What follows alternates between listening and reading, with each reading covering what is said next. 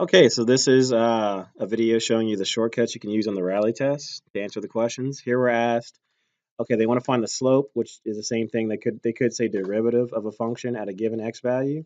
But they want you to find the slope of the tangent line to the graph of f at x equals 4. That just means find the derivative of this function, then plug in 4 for x. You can do that by hand, but it's time consuming. So if you want to do it just by using your calculator, you put that thing in y equals. You can graph it. If you need to use zoom fit or zoom standard to see it, then I advise doing that. But instead of doing it by hand, I'm going to go to second. I'm going to hit calc. And this means derivative. That's option 6. So you do second calc and you go to option 6. And then where they say x equals, you type in 4. That's how it says x equals 4. You hit enter, and the derivative at that point is equal to -7. So I have all the steps listed out here in case you want to review those. But again, second calc, option 6, dy dx. You can also do it just on the home screen and not on the graph. And you can do it by going to the math key, the math button, and you see where it says nderiv. And inside of nderiv, you just type derivative and you type the function here. And then you do it at x equals whatever point you have. So I'm going to enter that function. So under the d and d whatever here, I put an x in there because I'm taking the derivative with respect to x.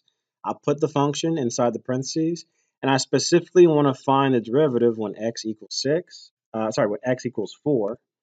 Okay, so I'm going to type in a 4 right here, and it should give me the same answer, -7. Notice how the calculator sometimes it thinks it's -6.9 forever.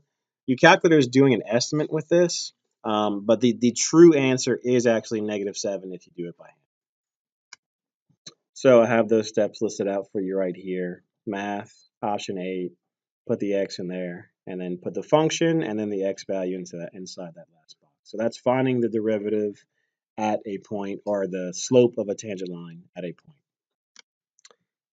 Okay, this second one, we're going to evaluate limits, and its limits as x approaches infinity. This is actually easier to do by hand, but I'll show you how to do it both ways.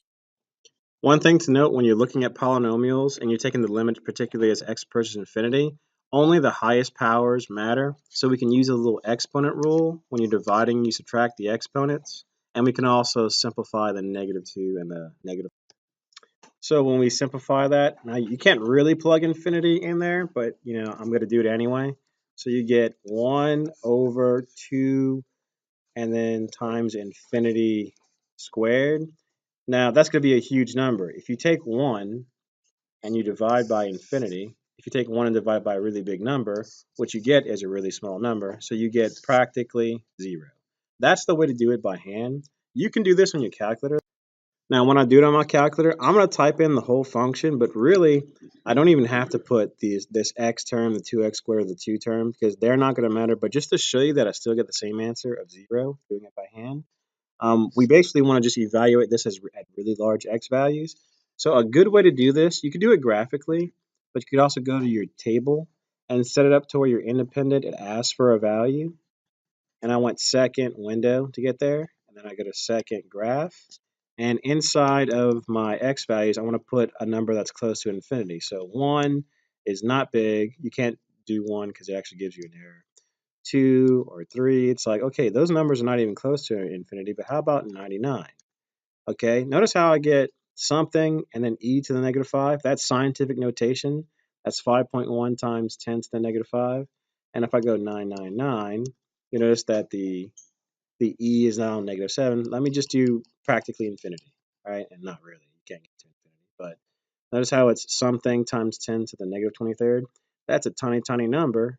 That number is practically 0. If you look at this thing graphically, you'll notice that as you go to the right, the graph of this function is going to hug the x-axis. So but getting the window right can be problematic. So again, doing it by hand is really easy, but doing it on a table confirms that as you put bigger x values, the y values approach 0. So the answer to this limit problem is going to be the value of that limit as x approaches infinity is going to be 0. This one's really simple. It's the area bounded between two curves. So I'm going to draw just a basic conceptual understanding of it. So let's say we had two functions. One was a little bit higher, one was a little lower. And we want the area between those two curves on an interval from A to B. So here's the area we want right here. Well, definite integrals, here's what definite integrals give us. If we took the definite integral of f of x from A to B, it would give us the entire area between f of x and the x-axis. But we don't want this strictly blue part. We want the part that's just right here between f of x and g of x. And notice how that thing is going to be colored blue, green in this case. So we want the green part. We don't want the blue part. So if I do the integral of f of x from a to b, that gives me all of this.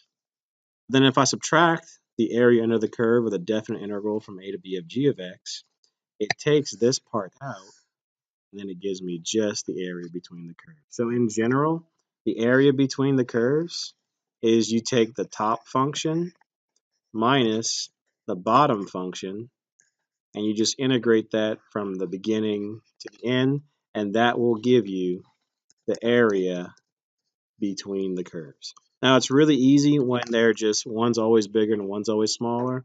We'll work an example later where you have two functions where one's on top for a while, but then later it's like the lower one.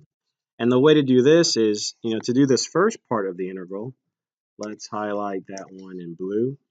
All right, let's do pink. All right, to find that pink area, what I do is I do the integral from A to, well, wherever they intersect. So you have to find where they intersect. You usually won't be given that point.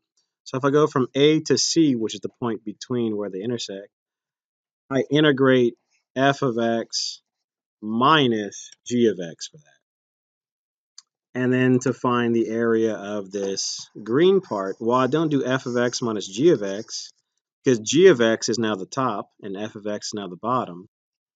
So I integrate from C to B, where they intersect to where it finishes, of g of x minus f of x.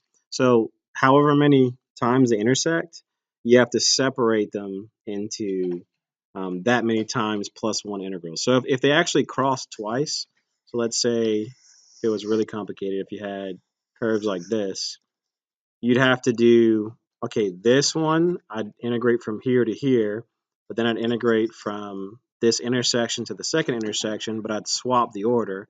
And then I go back to the original order at this second intersection point to the end of where I ended. So if they intersect at some point along that integral, you have to like separate the functions and swap the order. So this is the case. You have to separate the integrals if they argue over who's, on top and who's on bottom. But if there's always one that's higher than the other, there's only going to be one integral. And it's always integral from start to finish of the higher function minus the lower function. Now, for this one right here, if you look at the graphs of these, one of these functions, and we want to do it between 0 and 1. So if, you have a multiple choice question, you can already eliminate some of these answers because we should only do the integral from 0 to 1. So this is wrong and this is wrong. Actually, I read that wrong. I just noticed they go not just from 0 to 1, but also from -1 to 0. But we can split this up into two integrals, and notice how they want the area of the region. So even if you get a negative integral, you don't count that as like negative area necessarily. So you got the area between the curves. Notice how on the negative side from -1 to 0, and I can zoom in on this. If you go from -1 to 0, the y equals 1 is on top, so I'm going to find the area right there. But if you go from 0 to 1, the area, actually on both cases, the 1 is higher, and then right here they tie. So the top is the 1, the bottom is the x cubed function. So we should do 1 minus x cubed from -1. So the answer is actually is option A. Now on the test, they might not give you the integral as a choice, they might actually ask you, like maybe they might actually ask you to calculate it. So instead of, doing this right here, so the area we're finding is this red region right here between the two curves, but we want to find it on our calculator. Just like we did with the derivative, we could do it from the math menu or we could do it from the graph menu. If you do it from the math menu, we want to do the integral from -1 to 1 of 1 minus x, 1 minus x to the third. And then right here, you just like we always put a dx right there. This you put dx right here. And then there's your answer is going to be 2. So they might have that as a choice instead of asking for the integral.